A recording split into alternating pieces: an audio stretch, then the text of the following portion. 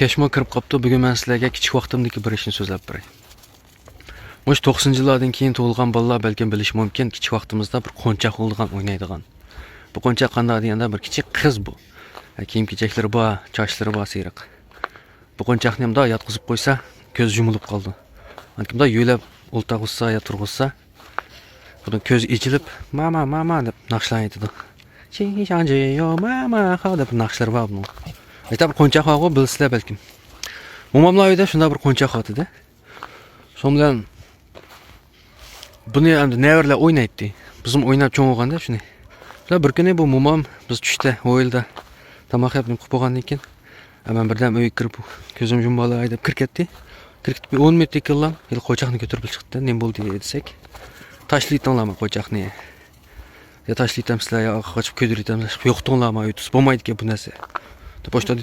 Voy nima bo'ldi? Urumdan qo'choq qo'yib o'tsak. Ya tashlaysizlar. Bo'lmaydi, qo'ymaymiz uyga, kirmaymiz deb turib oldi. Ha bo'ldi deb akalarim bilan shomda qochib ko'dirayotdik qo'choqni.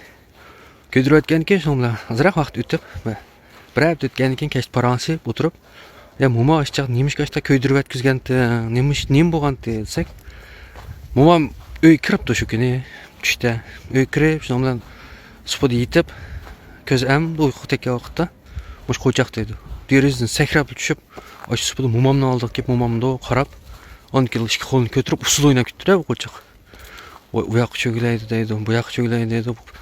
Qo'choq degan usul degan o'ynab ketdi. Shundan momam qo'rqib, oxir bo'lmay shundan taq ko'zni ochsa, qo'choq joyiga. Endi bu momamdan bir tushimi, ya nima, uni biz uqmaymiz. Ammo momam shundan bir qo'rqib ketganda qo'choqni. Shu bizgim demay, ashtaq ko'ydagi zitdiki. Bu bugungi birinchi hikoya. Ham ikkinchi hikoyaga kelsak, dadamning depagan gapi bu. Dadam ancha Qashqar Fanshoyanda o'qiganda, Uyg'ur tilida.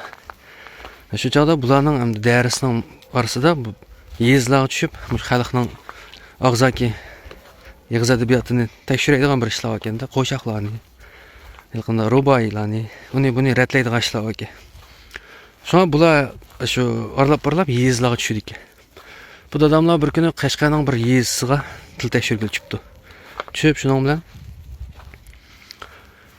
endi bular yotaq o'rlashtirmaydi-ki, o'zinglar kechda qaytib kelinglar, tushda o'zinglar ashada hal qilinglar deydi-ki. Shunda bular ashada tomoqlarini o'zlari yeb, bir kun nashta o'tkazganda ashada. Shunda bir kuni bular ashada bir dehqonlarni tutib so'rab, buni so'rab tushibdi. Tushgandan keyin bu oshxona kirib, oshxona tomoq yeb, undan tushdan keyin ishni boshlag'icha 2 soat ko'zimizni yumib deb. Kirgida ham yo'q-ki, bir bog' bor, shu bog'ning ichiga kirib, sog'lishi bilan. Bog' cho'g'im daraxt bor, daraxtning ostida yetib, somkalarni besha qo'yib. Shu yerda orom olibdi-da. Orom yeb ikkisi uyquga ketdi, dadamning ko'zi ham uyqu tekkan vaqtda. So'qsiz ko'zini ochilganda qopdim, ichib qarasa, atrofida deydi. 3-4 dumchak do'qib qolgan, paka momaylar deydi. Atrofida lik sakrab yurdik. Bu vo'l deb vaqirib uyg'on ketdi. Uyg'onib sog'dashlar, "Voy, nima bo'ldi?" deb qo'rqib ketdi sog'dashlarim. Nima bo'ldi o'zi? O'slar ko'mdinglar, boyamish atrofimizda 4-5 momaylar, dumchak momaylar likildab sakrab yuradi deb dadam o'sha gapiribdi. Voy bo'ldi bu teshamasga deb qo'pib o'zining ishini qilaveribdi. Mana bu bugungi 2 hikoya. Yoqtirgan bo'lsanglar, Enkas rayoniga 6 raqamini yo'llab, yuraklaringlarni berib qo'yinglar.